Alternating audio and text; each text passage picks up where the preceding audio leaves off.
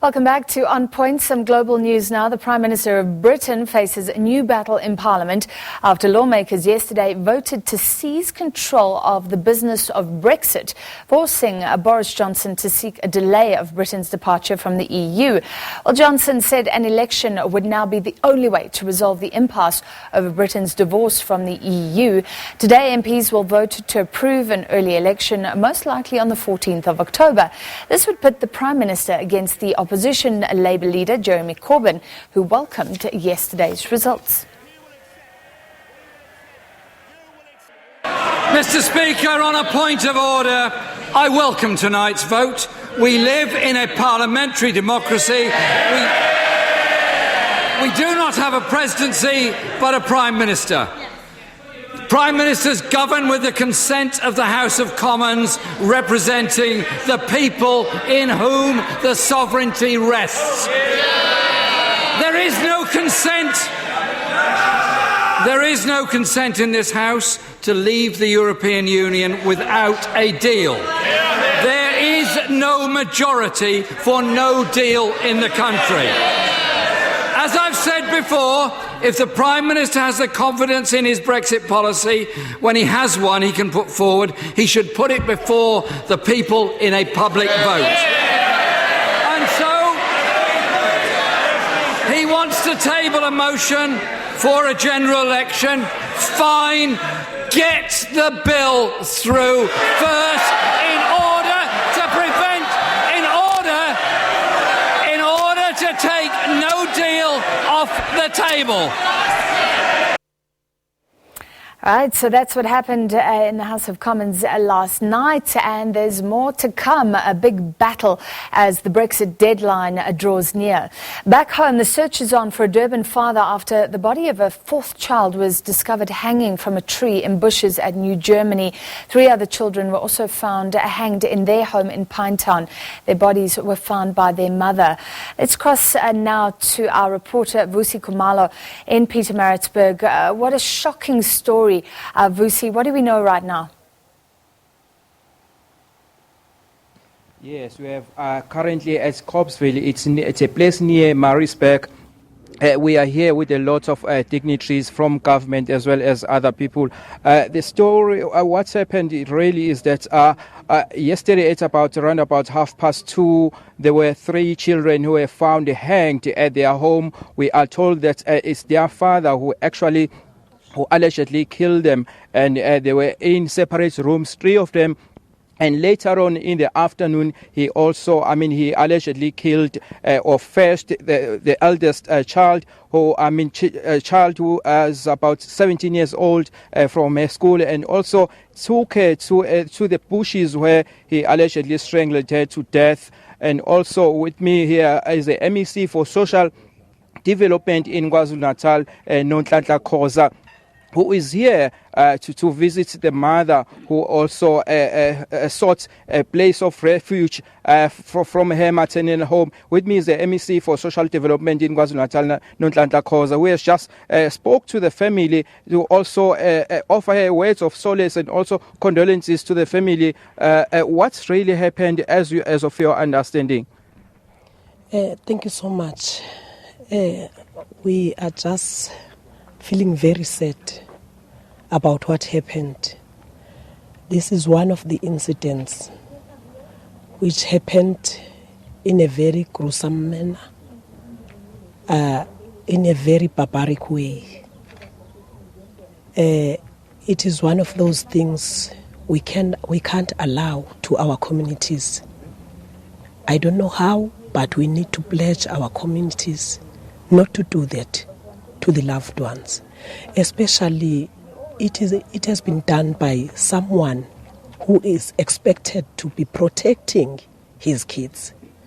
And he did this in a very gruesome way. You can't expect a father to go to school, to take all 3 kids from school. The 4-year-old, the 6-year-old, and the 10-year-old, and hanged them along the windows at home.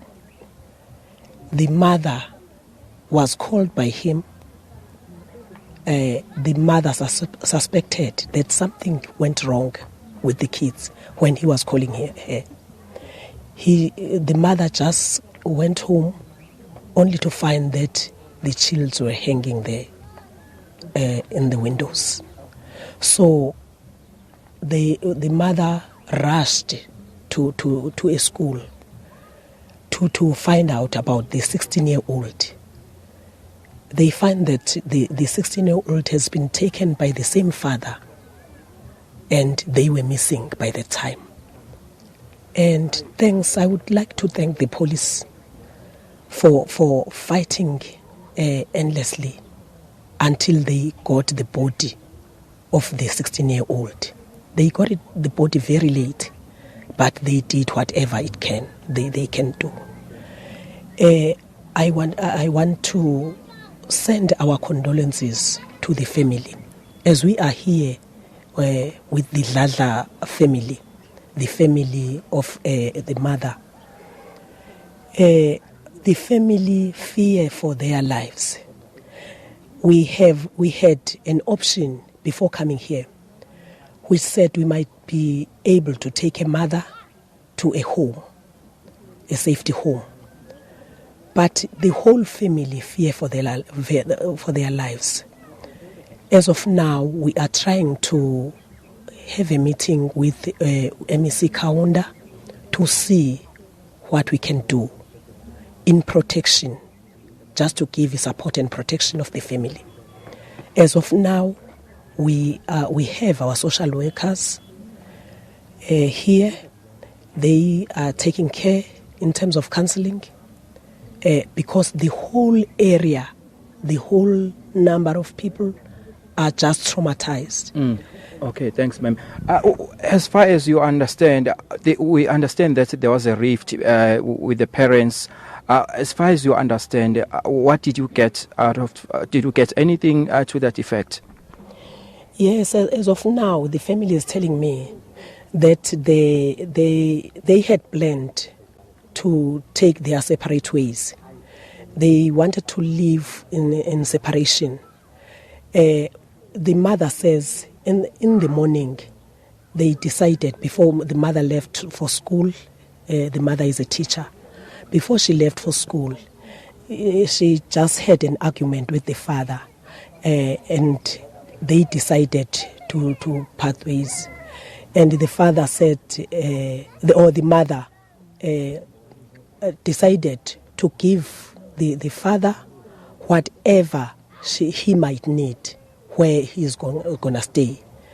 And even the finances, they decided to divide the finances so that the father can take care of himself wherever he is.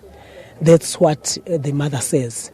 She doesn't know how this happened, because they had just talked about everything and made their decisions that they are going to live separately.